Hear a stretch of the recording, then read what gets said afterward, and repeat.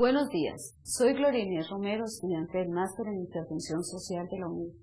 Hoy iniciamos en la Fundación Punienti un ciclo de entrevistas en profundidad sobre la relación entre el derecho de defensa y el concepto de ciudadanía dentro del proceso penal colombiano. Análisis del caso de Alberto Jubis Hasbún. Los abogados entrevistados son el doctor Iván Cancino González, el doctor David Teletti Ayala y el doctor Juan Trujillo Cabrera. ¿El caso de Alberto Jubis Hasbún se relaciona con alguno actual? Bueno, el caso de Alberto Jubis Hasbún es un caso muy recordado dentro de la sociedad colombiana porque él fue sindicalizado, capturado y privado de su libertad durante aproximadamente 4 años por el magnicidio del candidato presidencial Luis Carlos Galán. Años después se pudo comprobar que Alberto Jubis Hasbún ni siquiera estuvo en el lugar de los hechos y que en torno a su captura y a su judicialización hubo falsos testigos, hubo corrupción y manipulación del sistema judicial. Existen muchos casos en Colombia similares al de Alberto Jubis Hasbún, quizás no tan conocidos como este porque no tienen la misma trascendencia, pero actualmente en la opinión pública se habla mucho del caso de Sigifredo López.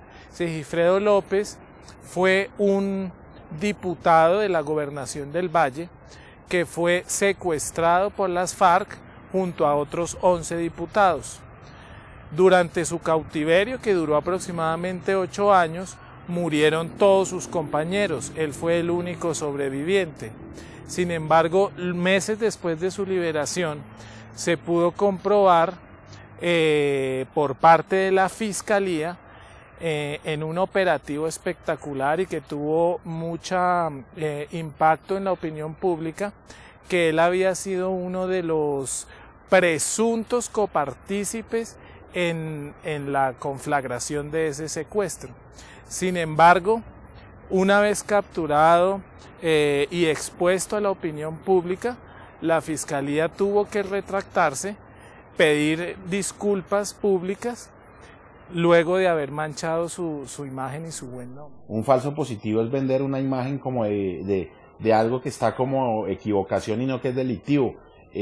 Lo que sucede con los falsos positivos es que el ejército ejecuta de manera irregular y violando todos los tratados y derechos fundamentales a una persona que no era delincuente. Eso no es un falso positivo, eso es un delito grave que atenta contra la lesa humanidad, es un homicidio agravado y calificado que puede ser también en persona protegida. Y lo que pasa en materia judicial es que mientras los fiscales y los jueces tengan que presentar estadísticas y en la estadística de resultados solo se tengan en cuenta condenas, cárcel, etcétera, pues el país va a tener funcionarios presionados que muchas veces no van a tener la claridad y la objetividad y la imparcialidad para tomar decisiones correctas como debe ser. ¿Cuál era el concepto desde su percepción que se manejaba de ciudadano en el caso de Alberto Jubis Hasbún? En Colombia el ciudadano se ha convertido o es visto como un objetivo de la administración de justicia. Antes de implantar un sistema punitivo agresivo, fuerte y en contra de los ciudadanos, primero hay que fortalecer sus derechos y sus garantías constitucionales. O sea, el problema de la justicia colombiana es un problema que va más allá de la ley y de los procedimientos. Es un tema cultural, es un tema social, económico, que debe ser enfrentado desde distintos ángulos. Los falsos positivos judiciales hay que ponerle mucha atención. Aquí cualquier funcionario judicial sale a señalar que hay un complot en contra de él, que lo están persiguiendo, y precisamente no duda en señalar a abogados, periodistas, toda una suerte de personas que terminamos en la picota pública por cuenta de que una autoridad judicial así lo manifestó sin ninguna prueba. Se ha tenido en mente la necesidad de poner en la balanza tanto los derechos y las garantías ciudadanas como las necesidades de un Estado a obtener resultados o eficacia en la administración de justicia. Muchas leyes que se han implementado a partir de ese momento han contrariado el principio general de que la libertad debe ser general, es decir, que debe ser un principio que solamente se debe restringir con carácter excepcionalísimo, es decir, en situaciones especiales. Pero lo que hemos visto es que la legislación colombiana, cada vez que ocurre un problema que denominaríamos mediático, que llama la atención de la ciudadanía, la respuesta que ha tenido es implementar leyes que aumentan las penas o restringen los beneficios y las libertades durante los procesos penales. En Colombia es tan grotesco lo que está pasando que es aplaudido el juez que mete preso a alguien, pero sin importar si tiene razón o no, es investigado el juez que genera una medida de garantía que no sea la prisión preventiva o la condena intramural. ¿Por qué es tan necesaria para una sociedad democrática el debido proceso, sobre todo en el proceso penal? Valga la redundancia.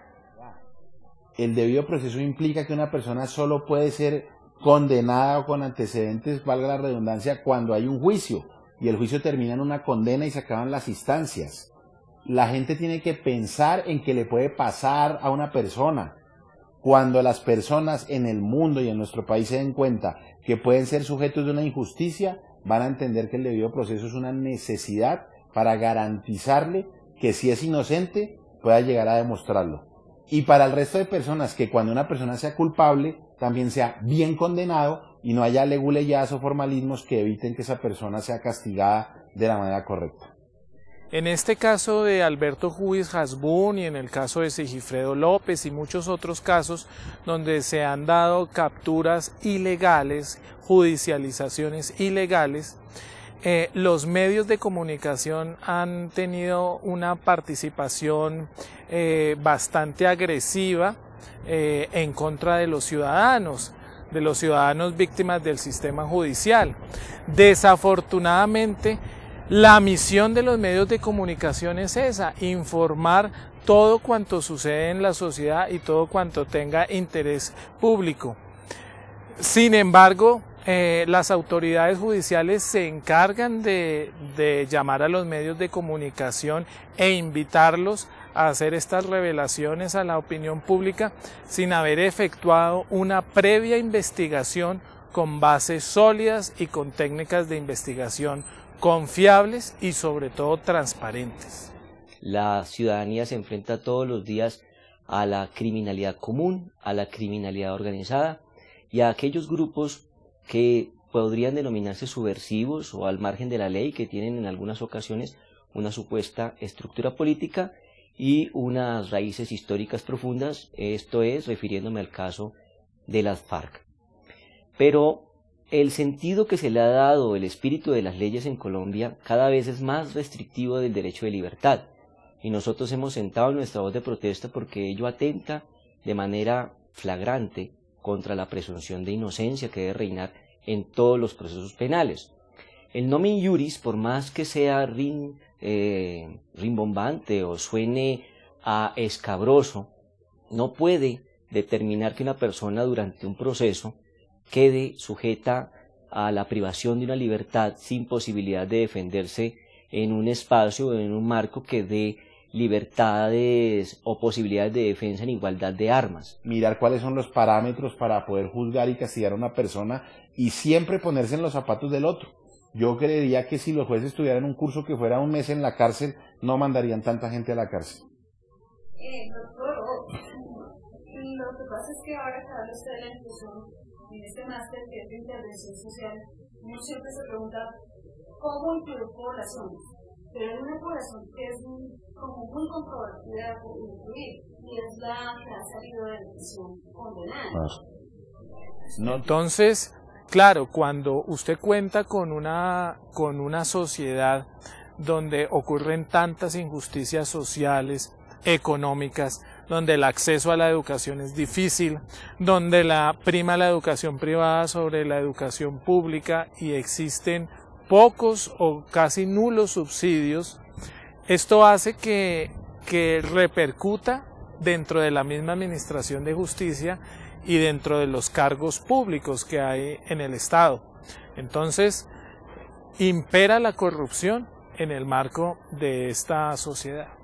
Para mí la base es los valores. Yo fui profesor de cívica y de constitución en un colegio desde 9º grado. Cuando me tocó alfabetizar lo hice con niños de 5º de primaria, y es enseñarles que tiene que haber un equilibrio, que el delincuente tiene que tener un castigo, pero tiene que ser proporcionado, que las personas se pueden equivocar, es decir, hay delincuentes que lo hacen por maldad y que su dedicación en la vida es esa. Hay otras personas que cometen un error que es un delito y es una equivocación en su vida y no tienen que ser castigadas, pero no llevadas al punto de excluirlos de la sociedad. Requiere una justicia rápida, eficaz, eficiente y transparente, pero desafortunadamente se han venido estableciendo capturas premeditadas, sin mayor bases sólidas de investigación, y lo que es peor es que ha venido a salir a la opinión pública y a los medios de comunicación lo que se llama una fábrica de testigos. Es decir, que aunque parezca increíble, el propio Estado o la propia Administración de Justicia es hoy tachada en el sentido de que cuentan con testigos que son utilizados en contra de los ciudadanos, y estos testigos son testigos falsos, y así es como se han caído muchas de las más importantes investigaciones que se surten en el país. Precisamente porque no tenemos las leyes adecuadas y porque lo que hacemos es reformas politizadas, que lo único que conducen es a soluciones momentáneas o a sacar de héroe al funcionario de momento que no piensa en el futuro. El ejemplo claro son nuestras carreteras. Permítanme haga esa comparación. Aquí se hacen carreteras para 5 años, vías para 5 años, puentes, infraestructura terrestre para 5 años. En 5 años está en desuso, ya son vetustas, ya no sirven, porque el cúmulo de procesos, digámoslo así, se incrementa día a día. La criminalidad no baja, se aumentan las penas, por una parte. Entonces, llegamos al despropósito de tener las cárceles congestionadas. Cuando se dan cuenta de que va a haber una explosión, como va a ocurrir en nuestro país, una hecatombe en las cárceles, por el hacinamiento, por el maltrato, por la indignidad, porque allá va a haber un problema grave. El Estado colombiano no ha puesto sus ojos en las cárceles del país. Entonces vamos a llegar a la segunda solución, es saquémoslos de las cárceles. Y cuando estén los criminales afuera de las cárceles, entonces vuelve otra vez la medida y ahí vamos en un círculo vicioso. Y en eso llevamos décadas sin solución a la vista. Desde el derecho penal, ¿uno puede construir una nueva propuesta de sociedad? No, el derecho penal no debe cumplir esa función, ni siquiera desde la vista preventiva. El derecho penal no debería ni existir si existieran las bases claras de una política de educación gratuita, de preocupación por la juventud, de paz absoluta, de preocupación por la seguridad social, es decir, recreación, vivienda, medicina. Desde que eso no exista, el delito va a seguir floreciendo y el derecho penal no puede hacer absolutamente nada. En países como Colombia se cree que el derecho penal es la solución a los problemas sociales, y es al revés. Entre más solución tengan los problemas sociales, menos injerencia va a tener el derecho penal. Una vez realizado este trabajo de máster, podemos concluir que el concepto de ciudadanía en Colombia está amenazado.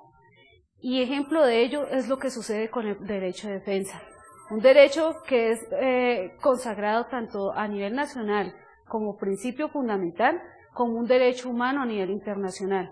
Sin embargo, que en el proceso penal se ve amenazado por múltiples cuestiones, una de ellas por la necesidad del Estado de dar resultados a una sociedad cansada de las irregularidades estatales y cansada del crimen organizado. Decir que el caso de Alberto Ruiz Hasbún fue un caso excepcional es relativo, porque son muchos los casos de falsos positivos que en la actualidad se están dando en nuestro país. Concepto contrario tanto a la sociedad como al derecho penal. Falso cuando todo un aparato estatal se empeña en imputarle unos cargos a alguien. Y positivo, ¿qué entiende uno por positivo? Porque eso no es una construcción social. Desde un máster interesado en la inclusión social, es necesario que volvamos los ojos al derecho de defensa, derecho que surgió en el siglo XVIII, pero que es vigente en nuestros días. Gracias.